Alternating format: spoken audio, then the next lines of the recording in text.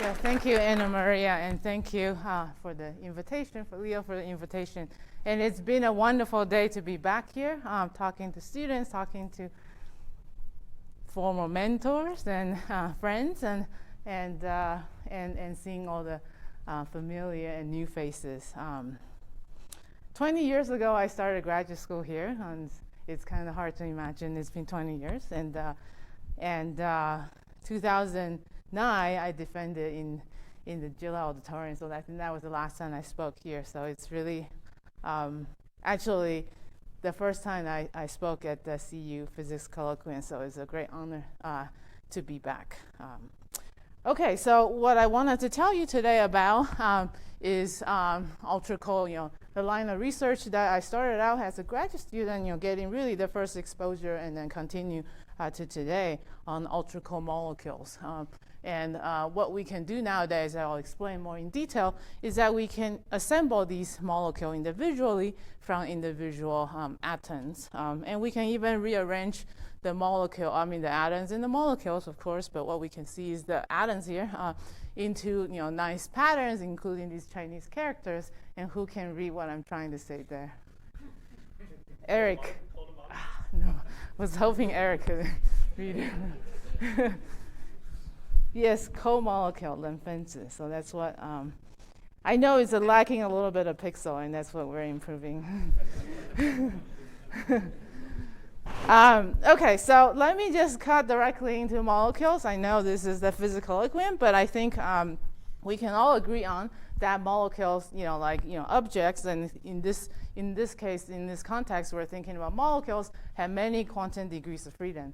And people work on molecules in all different fields, and I'm now in the chemistry department. So people think about molecules, can connect to their sort of quantum degrees of freedom in ways in chemistry. These degrees of freedom are being utilized for identifying molecular species. For example, vibrational transition can be used for imaging. This is a picture of a slice of brain, a mouse brain, and where on the left-hand side you have a normal optical microscopy, and on the right-hand side you have the molecule specificity to really see that there's something wrong going on for the same field of view. And of course, there's other degrees of freedom. One very famous one will be nucleus, the hyperfine degrees of freedom, the nuclear spin, and this is magnetic resonant imaging that's showing where water is in the cup of corn. Okay, so these degrees of freedom, of course, like I say, in the chemistry, biomedical imaging domain, they are being utilized as a fingerprints to identify molecule in their innate environment. In the physics domain, we're usually interested in, precisely isolating this transition for things like atomic clock. In fact, the first atomic clock, 1949, at NIST, or MBS at the time, was based on the vibration transition of an ammonia molecule. It was the 24 gigahertz transition, and it would not lose 1 second in 300 years. And now the clock have improved significantly since that time, and thanks to a lot of the technology that we also now bring to molecules. So let me just use this is a nice picture, thinking about clock and thinking about two-level system is going to be very universal in what we're talking about today. So what is the ticking of the clock?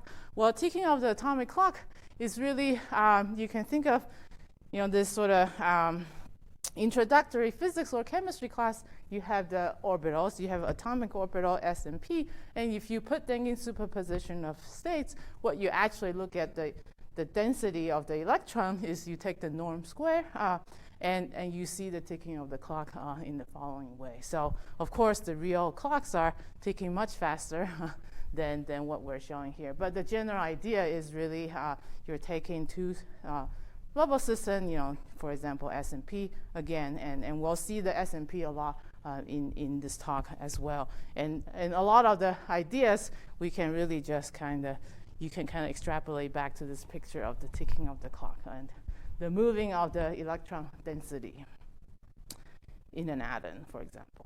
Okay, so of course the reason that now clocks are so accurate is is really sort of the development of a lot of the tools to control atoms and for example, laser cooling, and that was pioneering in atomic ion system and then subsequently in neutral atom system. And those have now been, sort of taken now to be implemented and utilized on control of molecules. And that allows us to cool and trap molecules to allow us to hold on to these molecules for a very long time, allow the interaction that we can see the interaction and allow us to probe them. And a dream is, of course, also building up these more complex systems from these simple building blocks, and perhaps this building block can be more complex than atom, which would be molecules in our case. And people in this field, ultracold molecules, have sort of pursued a wide variety of different scientific frontiers using ultracold cold and ultracold molecules, and I listed down here. And in my own laboratory, we work on not the first one, which I had some experience in working in Eric's lab, but now we're focusing on these other topics. But before I get into sort of the research, the more specific research topic in my lab, I just wanted to give a general idea about, fundamental, what people pursue, and of course, a lot of the work is also done here in Jilla, pursue in the area of cold molecules. So, for example, people are interested in fundamental physics with cold molecule for a wide variety of different topics, including the search for electron-electric dipole moment in, for example, Eric's lab, where the molecule itself serves as a natural sort of high electric field laboratory, very good set of systematic one can evaluate to push sort of the most accurate measurement of the electron-electric dipole moment. One can also think of molecule as naturally you have two test mass that are very, very, very close, so they can be used as the bonded nuclei as test mass to test, for example, gravity at nanometer scale. One could also, do precision theory, and some of this work is done over across the street in this ion storage group, where with sort of simple constituents, one can push the frontier or comparison to theory to really figure out, all the different terms in these atomic theory and how accurate they are. Okay, so that's sort of fundamental aspect in physics, and now one can also allow collision of these molecules, and that's sort of starting to go into the domain of chemistry. For example, collisions of molecules to study scattering resonances, and this can be compared to quantum chemistry calculation, which are, of course, also very accurate, but the gold standard sometimes need to be pushed further to include more electronic correlation. And in this experiment in Netherlands, they showed that the comparison of the experiment and the theory of the gold standard quantum chemistry calculation is deviating, and one has to include the extra term in the electronic correlation. So sort of pushing these frontiers. One can also create exotic molecules in these very strange pressure or temperature conditions. Sometimes could be useful for quantum science application, sometimes for sort of fundamental study of the property. And one of the things that we're very interested in, and my lab have contributed, is to study the transformation of a chemical reaction from reactant to product through seeing the chemical reaction intermediates. So perhaps let me just use one slide to kind of give you an overview of this work, kind of actually a subset of the work now. And this, I want to mention, was done by my former PhD student, Yu Liu, who he's an, you might say so myself, excellent PhD thesis, and Ming Guang, who was a graduate of Jilla, also from Debbie Jing's group. Okay, so in this particular question is, first of all, in chemical reaction, you usually think that they probably doesn't go at low temperature, but it turns out already in 2008 when we first made these KRB molecule in Jilla, in Debbie and Jun's lab, we saw they're disappearing. So So it turns out because it's a downhill process, chemical reaction does not stop, and it's a downhill process, it can proceed. But we didn't really have the means at the time to see what actually happened. So Yu and Mingguang was courageous enough to build an apparatus to combine all the tools to be able to directly observe the reaction product, but also surprisingly seeing the chemical reaction intermediate, which is usually transient in nature. Moreover, we found that this lived for so long that one can actually steer the pathway of the chemical reaction through photoexcitation of these chemical reaction intermediates. So that was very surprising, exciting, and we're still learning more and more about this. Okay, so yeah, so basically we detect them through ionization, and then look then at time of flight mass spec. Yeah, and then we did a bunch of different checks to make sure that's the origin. Yeah. And then it turns out even in this chemical reaction that have a long-lived complex, something still conserved, and that's the spin degrees of freedom. The nuclear spin degrees of freedom is still preserved even through this sort of million times of vibration and rotation period. And with that, we are able to control the outcome, especially the nuclear spin, by preparing a different superposition of the nuclear spin of the product, and then that resulting directly map onto the reaction, the reactants, and then map into the reaction product. So that we show that we can control, and in the future, we want to leverage such a possibility to perhaps generate entanglement pair of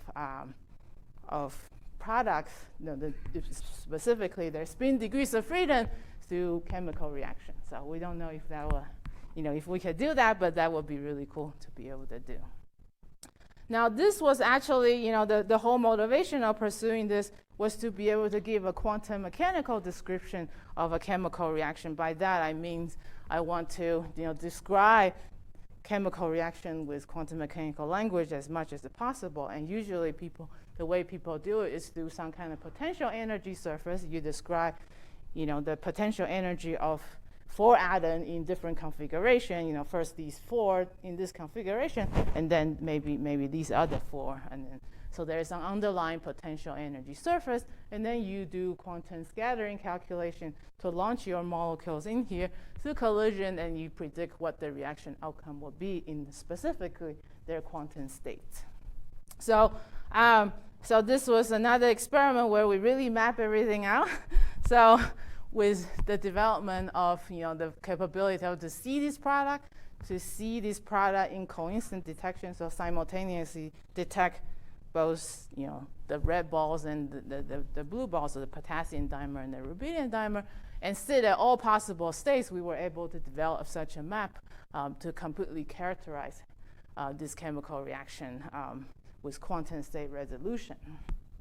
And what we found is that this can be, the best theory to compare is that every possible quantum state are equally likely to be populated, and then their degeneracy, and that's why there is sort of differences.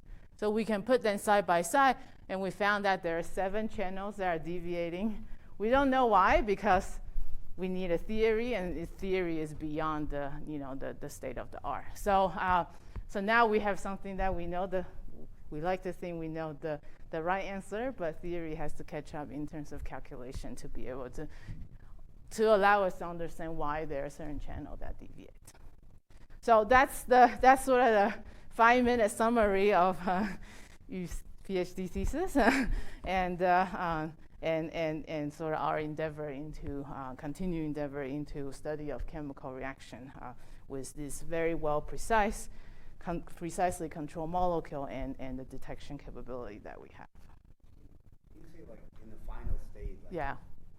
K2 and RB2, you resolving the vibrational rotation? Yeah, that's a very good question. Yeah, so it turns out this chemical reaction is quite special. It's almost thermal neutral, so they can only be rotational excited, and there's no vibration excitation.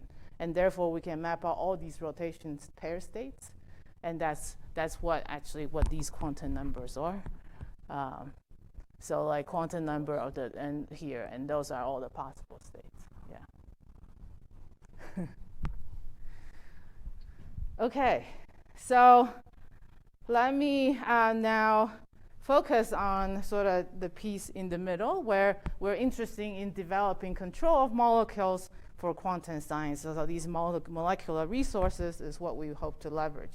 So perhaps let me just step back, and I know like there's a wide variety of different physical systems are pursuing this goal, and in general, we for these quantum simulation, quantum information processing application, we want a physical system that are capable of, to be fully controllable, individually controllable, that is, and scalable with the capability of entangling interactions. So many of these are certainly pioneered here in Boulder. Now, of course, the challenge is, and all these platforms are continuing to push the frontier, is to have high fidelity entanglement in a scalable system. And our approach is to make the qubit not as simple as a single atom, but make then more complex, so which itself is challenging to deal with. But once under control, we have all the different degrees of freedom, in our case, molecular degrees of freedom, that can fulfill a set of requirements. So actually, I'm getting ahead of myself. So the molecular resources are these that I already show at the very beginning. These are the different degrees of freedom that we have with molecules. Moreover, a molecule can interact through intrinsic tunable dipolar interactions. And that's something, as long as we put them in the right state, then they can interact without mediations of additional classical field, for example. So a prerequisite, of course, is to be able to cool and trap and control the state of these molecules. Let me just say a little bit more about the application, or just as an illustration, we want to use these sort of more complex but intrinsically coherent qubits. We call them these, two levels or more level system as qubits, to tailor to the multiple requirement that one needs for whatever quantum science application that one needs. Okay, so and these are usually competing requirements. For example, if you want information storage, you want information to be safe. You don't want then the qubit to be interacting, but you need them to interact to perform entangling or logical operation. So our idea is to utilize different degrees of freedom of molecules, spin degrees of freedom, or for one thing, and rotation degrees of freedom for entangling. And then going between the different degrees of freedom, there are naturally sort of molecular coupling allowing such transition to be made. So the problem sort of turned into state preparation as opposed to turning into very well control of all the fields surrounding it. But of course, things have caveat, and as I'll tell you, the challenge of our particular system. And it had already been shown in many other experiments with molecules that these coherence, these intrinsic coherent property can be achieved. For example, in these experiments of different bialkali, the nuclear spin degrees of freedom, for example, can be shown to have coherence more than 5 seconds or so. That's one degrees of freedom I spoke about. The rotation degrees of freedom, which is the one that will allow us to do entangling of molecules, have been shown in this experiment at Harvard in John Doyle's lab, where we can also achieve sort of on the order of half a second coherence time.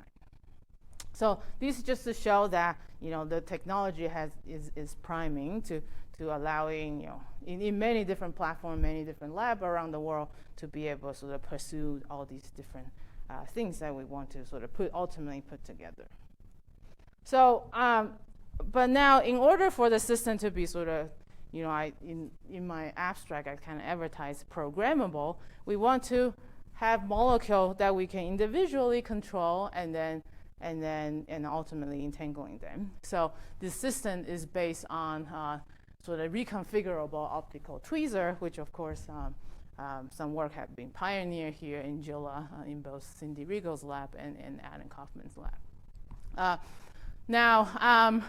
So these are individual atoms that can be trapped with optical tweezers, and one can scale up the system by having an array of them. and one can move them around to put in the right patterns or rearrange them so we have a large number of fillings. And with molecule, we actually also pursuing in these kind of under this big umbrella two different directions with neutral species. One is directly laser cool the molecule and grab it with optical tweezers. And the other one is to assemble molecules from individual atoms. And that is sort of the bulk of the talk I will talk subsequently is focusing on this work. The choice of molecule is sodium cesium because this has a very large dipole moment that will allow us to then to have large interactions, tunable interaction at a reasonable distance of 1 to 3 microns per se. So we start with an array of sodium, for example, 10 of them here, and then an array of cesium side by side. And then we can assemble molecule out of that sort of through parallel process through these steps. And this actually turns out to be quite hard work, and a couple PhD thesis was needed to make this happen. And this including trapping and cooling, putting the molecule together in the same trap, and then ultimately transferring to the right state. So let me just talk a little bit about each step, not without too much detail, but just enough so that to give you an idea about how this experiment goes. Okay, so first we had to in order to make a molecule of polar in nature, we want to have two different atomic species. And that actually was not been done before, hard work. So trapping single atom has been performed already in the 2000s, early 2000s. And our contribution here is to be able to trap two species, which means we have to have independent control of laser, different wavelength laser being overlapping with an ensemble of laser cool atoms to grab individual atoms of different species. And in this experiment, we can grab them, and this is a stochastic process, such that only a fraction of the time we have exactly a sodium and a cesium side by side. These are the same sort of field of view. We take subsequent sequence image to reduce the background noise. Okay, so because this is a stochastic process, which is not very nice when you have vacancy. Lots of times you have you load it with 0 atoms, and especially with two different species, that chance is getting higher.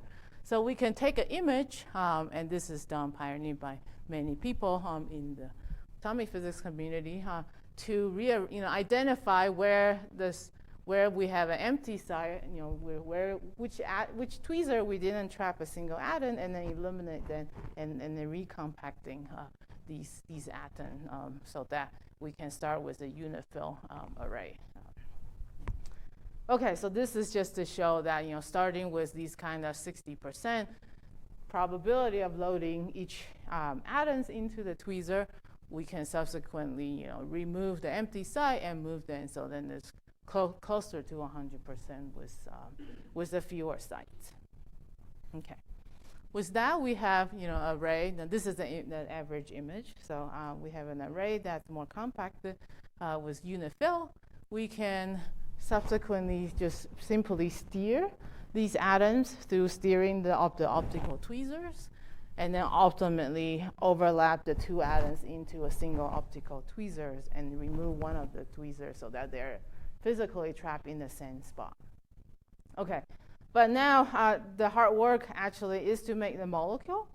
The challenge there is even in the best case scenario where we can put an atom deterministically in the trap, there is still quantum uncertainty, and that for the size of the trap that we're dealing with could be on the order of 50 nanometer for one directions. So if you have 3 dimensions and you have 2 different atoms, then the overlap of the 2 atoms that you could find compared to a distance, what you would need to make a molecule, which was 0.2 nanometer on the order of that, then it's 10 to the minus 8.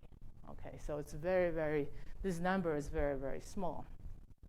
So that is very difficult to make it efficient.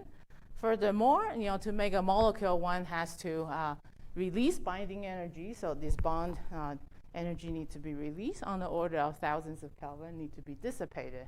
And those are sort of the challenges. But this actually is precisely the work that was done here in Gila, in Debbie and Jun's lab, where I was a PhD student, where we have a solution, which is a two-step process, where we first bind atoms into weakly bound molecules. So prepare them in a single quantum state. So this is through these ramping of magnetic field techniques. And then do a 2-photon coherent transfer all the way down to the low vibrational ground state. So this way it takes away the excess energy, and we end up with creation probability of, in our case, we're starting with exactly 2 atoms as opposed to ensemble of 2 different species. We can make molecule with sort of 30-40% efficiency. So this certainly is a lot more than this 10 to the minus 8 number that we started out with. And this is really leveraging the quantum control that we have for such a system. Here is a couple of pictures of our apparatus. We have a pretty simple glass cell. We have these coils that allow us to ramp magnetic field to relatively high field, 800 Gauss in our case. And we have a microscope objective. And these coils are wound in such sort of pancake structure to allow us to have optical access from the side. Okay, so the most important aspect for this process is that all these hard work of preparing the atoms and then into the quantum state that we want is subsequently mapping them into the molecules. And this you can be simply think of when you try to make a molecule, you think about the different degrees of freedom. And for 2 atoms, you can think the degrees of freedom as separate into common mode, center of mass, versus relative position. And that map onto molecules through again center of mass motion of the molecule, and these relative motion turns into internal like rotation and vibration degrees of freedom. And through these magneto association process, we can map one to the other. The punchline is that these molecules that we ultimately made is in a single internal state, low vibrational ground state ultimately, and their motional state is also controlled and predominantly in the ground state. So now with individual molecule fully controlled, we want to begin to manipulate their utilizing dipolar interaction to manipulate them for few to many body physics, and this is using these resonant dipolar interactions. And in fact, even without polarizing them in the laboratory frame, we can see these. We can write them, with this analog spin model of S plus and S minus flip-flop interaction to harness these interactions. Okay, so for molecule that we're interested, we basically consider 2 rotation state, n equal to 0 and equal to 1. In our molecule, it's about 3.5 gigahertz separation. And you can really just think of these as the s and the p orbitals of the hydrogen atom. In hydrogen atom, you have a nucleus and the electrons, and they're orbiting one another, even though we often think just electron orbiting the center. And in the molecule case, you have 2 more equal mass, but not exactly, and they're orbiting one another. So it's exactly the same mass, and then the n equal to 0 and n equal to 1 are exactly these s and p orbitals. Okay, so in molecular system, this had already been seen, again, in the joint work of Jun and Debbie and Maria. They were able to see these dipolar interaction in the sparsely filled molecule in this sparsely filled lattice. And that was 2013, so that was very exciting because the first time that these interactions have been seen in the molecular system. And last year, I guess 2022 is already last year, that they further their control to prepare molecule in sort of pancake geometry and prepare quantum state in these layers and see these resonant dipolar interaction going from one layer to the other. Our question is, can we have individual control, to step the control further? And before I go into that, let me also mention that there is complementary work in Wasim Bark's group at Princeton where they can see individual molecules in quantum gas microscope, and that way they have, not quite individual control, but individual detected capability. Okay, so how do we have individual control of the molecule in terms of state preparation? So for example, we are interested in preparing molecule in rotation 1, 0, 1, 0, 1, 0 states. The challenge is that with 3.5 gigahertz, these microwave, the corresponding wavelength is 10 centimeter, and these tweezer separation are on the order of micron. So it's very hard to shape the microwave to have this to have these sort of selective addressing. Now it turns out these molecules are extremely sensitive to the tweezer light that we use to trap it, and lead to very large stark shift. So it's a very large electric field that the molecule is experiencing, leading to sort of on the order of megahertz difference. So with that, we can put on, for example, different intensity in alternating sites, and allow us to differentially address the on the microwave transition to prepare the molecule in 1, 0, 1, 0, 1, 0. Okay. So now this is a kind of minor point, but so maybe let me just go to the next slide. But actually, maybe let me just quickly say that, if you think about it, it's very nice to allow the site selected addressing, but it also means that, controlling of the light intensity is very important. So our update is that we use a different tweezer, the sodium tweezer, which we don't trap our molecule in to do that site selective addressing, so that things are a little bit more under control. But the light shift, nevertheless, could cause decoherence, and that's sort of one of our biggest enemy. So basically, with the interaction of molecule with this tweezer light, it can shift these, the light shift these resonance, could cause decoherence of these states, but also the resonant condition for dipolar interaction would change. So how large is it? And I kind of already hinted they will be on the order of megahertz. So in fact, it depends on if we have a linearly polarized light, then the shift, it depends on the states of these transition that we go to. This is for the different intensity of the trap. They could be, they basically have these linear shifts and on the order of, I guess here I show you the slope of 200 kilohertz per megahertz. So it's fairly large. And that's also, it's very, very large, which means any small fluctuation will cause big problems. And what we really want is a slope like this, right? It's independent of the intensity. So let's try to understand what gives rise of the slope of this these states. Okay, so for molecules, which is not a spherically symmetric object, that in the molecular frame we think of the polarizability of the molecule as can be characterized by these polarizability parallel, and the polarizability of perpendicular depends on the orientation of the light. Okay, so of course it turns out these are very different, because you can see that it's very easily polarized the molecule if it's oriented in the same direction, but then if it's perpendicular to the orientation of the molecule, it turns out to be 4 times smaller. So like this is 4 times bigger than that. And the way that we describe such the polarizability of the molecule will be using this kind of tensor. Now with molecule in the rotation ground state, it is spherically symmetric, and therefore the polarizability is the sum of all these three different directions. So alpha parallel plus 2 times alpha perpendicular divided by 3. Okay.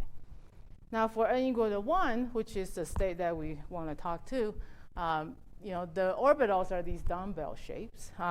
And depends on the quantization axis, like for example, it's pointing that way, then the eigenstates are, the three different axes of possibility. So if our light comes out to be this direction, then, for this particular state, we will see the polarizability to be alpha parallel. And if we have this other, polarization coming in this angle, then it's alpha perpendicular. So in previous work, including the ones in Gila, the way to cancel out these differential light shift is to turn this angle of the light to be, some magic angle, such that the combination of them sort of null out, so to be exactly the same as n equal to 0. So that's the solution. But it turns out in our tweezer setup, the light is so intense, it's a dominating energy turn. So this B field quantization is not a good quantization. The quantization is always the tweezer polarization direction. Which means that if we turn this quantization axis, then the molecule just turn with it, and we don't have this magic angle to cancel out, to nulling out our differential light shift. And therefore, we propose a new approach, which is magic ellipticity, and this was considered in our earlier work. And the idea is that we want to have the right combination of parallel and perpendicular, and for a particular eigenstate, that could be exactly canceled, right? And then for these other states, then it doesn't matter because it's it's still sort of in the amount of parallel. Okay, so this is the magic. Sorry, this is So in this particular combination, we will have alpha parallel plus 2 times alpha perpendicular divided by 3. Okay, so if we calculate what the light shift that we expect, then these will be sort of the what we expect. Yeah. Question.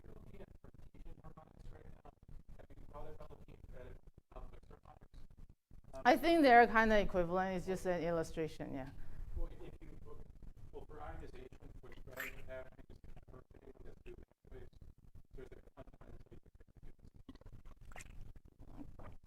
I guess I'm not totally sure what you mean. I mean, ultimately, there are 3 eigenstates, and one of them, so these two. I guess I just didn't really quite understand you. Okay. Yeah. Thanks. Okay. So if we turn our ellipticity to this magic ellipticity trap, 2 of them will still be done, to be have very large light shift. But one of them will be, we expect it to null out this differential light shift. So how do we actually implement this magic ellipticity trapping? This is sort of a schematic of our optics, and then ultimately we have various iterations, but ultimately we put a quarter wave plate here to turn the polarization of our light. And this actually is a little tricky because in our different part of our experimental sequence, sometimes we need linear in a particular direction for cooling, and then sometimes, in the case of once we trap the molecule, we want them to be this magic ellipticity for a long coherence time. So we put in a rotatable wave plate, and we can rotate things in the sequence where experiment runs on the order of a hertz. Okay, so that's sort of the criteria. And we learn a lot about birefringent of optics, and ultimately, I would say, we had to put it at the last element and not to worry about all the birefringent that can cause, upstream. Okay, so with that, we were able to perform some rotation spectroscopy for this particular magic ellipticity and see the different transition to different eigenstates. We can vary the intensity, either like very strong trap, 50 megahertz, or something relatively weaker, and change this angle a little bit to try to pinpoint the zero crossing where we had exactly the magic condition. And with that, we are able to reduce by a factor, the light shift by a factor of 2,000. And we were able to correspondingly increase the coherence by at least a factor of 20. And I think we have some other issues that didn't allow us to go higher. But this is what we can achieve now. Of course, there's still some residual, and within this factor of 2,000 is limited by the residual side-to-side variations. We still have some side-to-side variation. We try to increase the trap depth to measure such variations. And this could still be some kind of residual birefringent in the system. And that's on the order of a few kilohertz for these particular trap depths. So for dipolar interaction, we're interested in going below megahertz trap depth to have a variation less than a kilohertz, and our dipolar interaction is expected to be on the order of a kilohertz. Okay, with that, we were ready to try, but then we turns out to see nothing. And it turns out there is one more complication, and actually, interestingly. So for dipolar interactions, the orientation of the dipole matters, right? The dipoles. So this will be a picture of, that there is this anisotropy of theta, which is the axis of the quantization axis versus the versus the orientation versus how the molecules are lined up. And in our system, is such that when we get the perfect magic condition, ellipticity, without doing anything else, that's exactly at this point where the dipolar interaction cancels. So what we had to do next, which we're implementing now, is yet another way play to turn these quantization axes in the laboratory frame, so that we actually now will have a tunable dipole. We can get them to be this way or this way while keeping the ellipticity, basically. So that's what we're working on. And so with the orientation control, additional of halfway play, we expect this dipolar exchange time on the order of a millisecond for this 1.7 micron molecule separation. Okay, so in the remaining of time, I wanted to very quickly go over another approach, which is also being worked on at Harvard, where I'm collaborating. And there, things are progressing. It has different issues, but things are going really well, which is using laser cool molecules in tweezers. And I won't go into too much details about the differences, but rather just to say that they are different, and I'd be happy to discuss more detail. But just in the interest of time, let me just show you some of the most exciting results. So this is what I talked about this, and now I wanted to switch gear a little bit to talk about the laser cool molecules in tweezer. And in particular, this experiment is going into the second generation apparatus, and these are the students working on it. And this is really a collaboration work, and the work is done in John Doyle's lab. So here's a pretty picture of the apparatus. There's many different pieces. The highlights is that they are able to cool laser cool molecules, and the number of molecules is so large that you can see these clouds of cold molecules by naked eyes.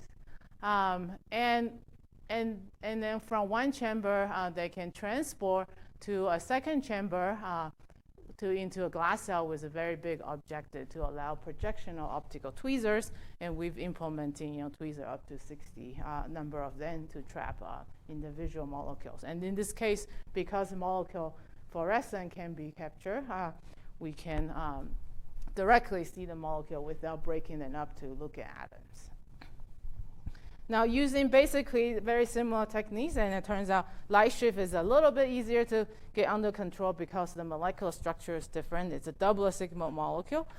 So that once that's under control relatively easily by changing the orientation of polarization versus magnetic field, one can get very, very high coherence time and of single body coherence time between the n equal to 0 and n equal to 1. So with two molecules side by side for various distance, we can see dipolar interactions. And this is that interaction strength as a function of separation. It turns out these oscillation frequency at different separations are deviating from what we think initially as this 1 over r cubed, because there's actually thermal motion. These molecules are hotter. They're not in the motional ground state. So they're kind of averaging a bunch of angles effectively, and that reduces the interaction strength. And that's why I also wanted to mention that this work on of the same molecule was also done actually slightly earlier at Princeton in Lawrence Chuck's lab. Okay, so with this dipolar interaction, one can generate Bell pairs. And I won't walk through the sequence. Basically, the idea is that you just wait just the right amount of time to prepare this maximally entangled Bell pair. And this was something that we've thought about back in 2018. Okay, but now we can actually implement such a sequence with basically wait sort of quarter cycles at a time scale of 19 milliseconds.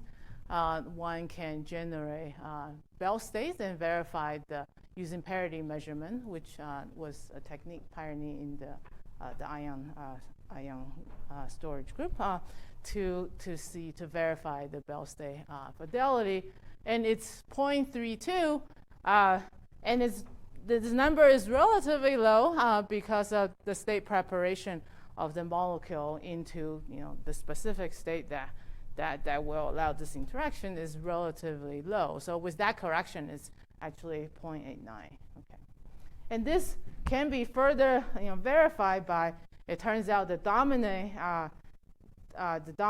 sort of state preparation error is that the molecule is just simply not in the right state, and that is a result of optical pumping, and the detection cannot distinguish between empty site and the molecule in one of the two states. So let's say the down state. So one can basically use a sequence at the end of the experiment to further do a pi pulse to go from down to up and detect that and see whether molecule is there. And if it's not, then we know it's actually not in the right state. We throw that data away. So excluding the empty trap using additional pi pulse and imaging pulses allow us to see much better contrast. And this number actually agree with the state preparation correction if we use the previous data. Okay, so I guess that's exactly what this statement is. Okay, so with that, I wanted to just one sentence summarize. With individual molecule detections and addressability, plus this tunable dipolar interaction that we can get for entanglement, that molecular tweezer systems are now programmable. Okay. So with that, let me just quickly summarize that sentence. I'll kind of already summarize what I wanted to say. But I've talked about two different systems, mostly on sodium cesium, where we can control and prepare neutral molecules individually in the lowest internal and motional quantum state. We can prepare them site selectively to 1010. And a lot of the work have been trying to get this magic-ellipticity to get the light shift under control. And now we show a factor of 2,000 suppression of the light shift. And with additional orientation control, we hope to be able to see that tunable interaction in the sodium cesium array quickly. And of course, with calcium fluoride, we have now shown both in John Doyle's lab and then also Lawrence Chuck's lab, that molecule can be entangled through these dipolar interactions.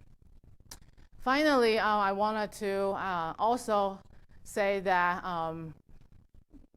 this is an arranged molecule, arranged actually in this case atoms, in where we're interested to study physics of the periodic boundary condition. Okay. with that, I wanted to give thanks to the people who did the work. Actually, the sodium cesium experiment, my first grad student, Lee Bill, who is also in the audience, currently a Gila postdoc, started out and was very brave to join this experiment, start everything, and subsequently postdoc also Will Cancross joined and now moved on also on the experiment, also another Gila alumni.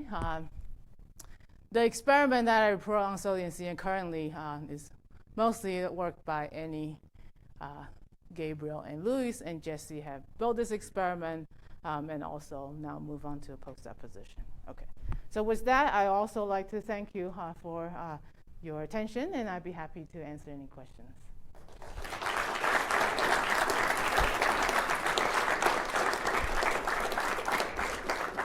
Thank you, Kang-Kuen. We have time for a few questions.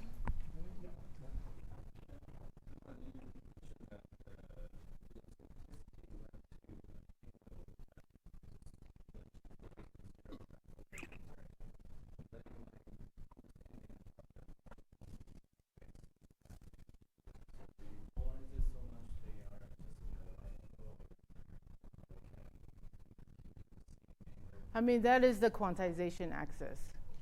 So and therefore, yeah, that's exactly the effective orientation that they have. Yeah. So then, in order to change the orientation, we change. You know, the ellipticity we will keep, but the whole thing we will rotate. So, like in general, you always have quantization axis. In other experiments, it's usually the magnetic field, and that's usually that versus the directions of from one molecule to the other. Yeah. I have a related question. So, in the closed shell molecules like sodium cesium, the magnetic interaction between the crystal and the B fields is weak. So I can understand that the tweezer has a stronger effect. In open shell molecule like CAF, do you see that the magnetic quantization is still Yeah, it has an electron spin for those. So it turns out they have they use the magnetic field as the quantization axis, and this isn't actually the theta is not correct. So they were able to sort of change the B field relative to the separation to effectively change the dipole interaction between plus attractive interaction and repulsive interaction. So right. So in their case, they're able to find states that are much actually it's exactly these states. So the level structure is different. So turns out from this you can choose this MF equal to 0 to MF equal to 0 states, and to first order light shift actually turn out to be canceled. So that's why they don't have to work as hard. Actually, 1,000 times easier, I would say, in that particular respect. Yeah. But because the molecule is hotter, so it's experienced more changes of the tweezer intensity, and therefore they're still sensitive, but that's right now manageable. Yeah.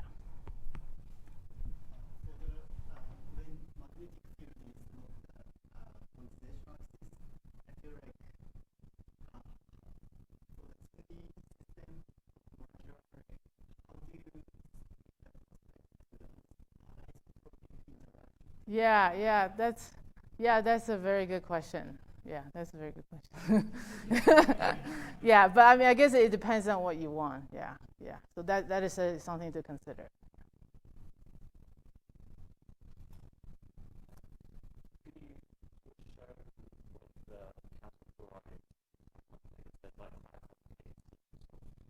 Yeah.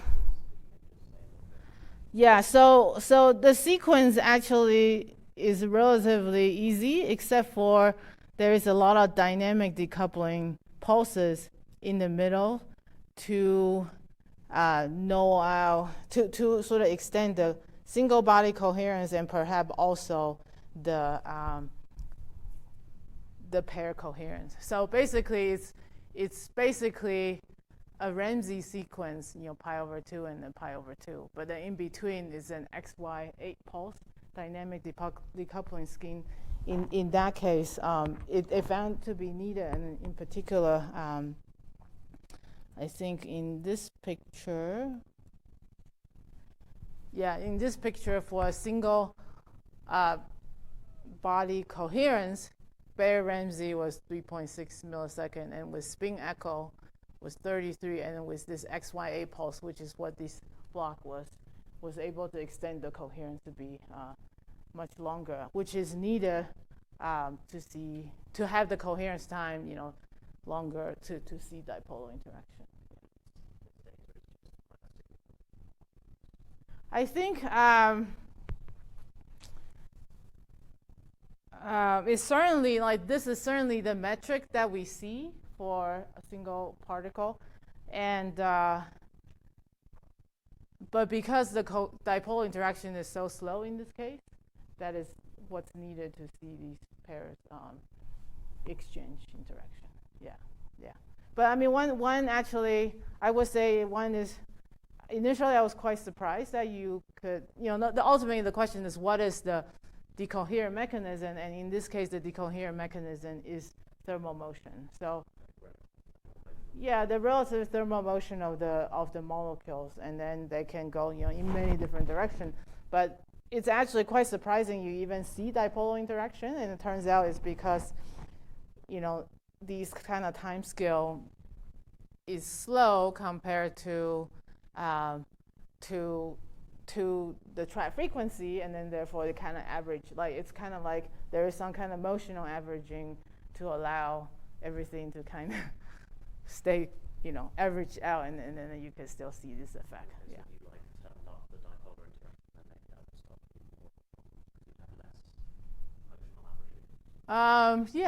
Yeah, probably, yeah. One last question? So I guess for these laser cold molecules, you're pretty restricted in sort of the selection molecule. Can you imagine these tricks for molecular? Oh, I would say the other way around, actually. Yeah, the assembling technique is harder to scale. The laser cooled molecule, as actually I've shown in John Duell's lab, that basically the idea is it seems like you can have a metal center and you just stick anything you want onto it.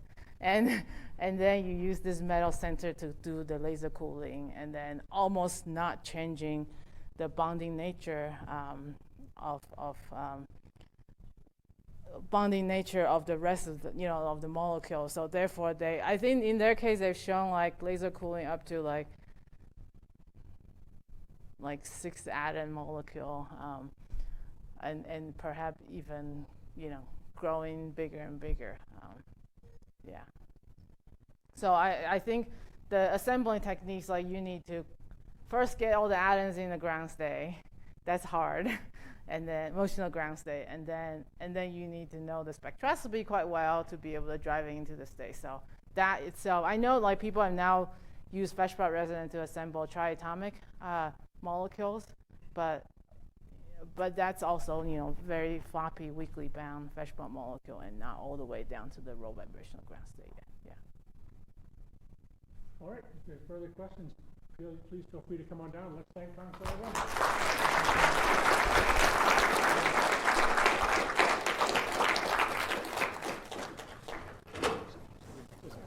Just does he really do laser with many loops?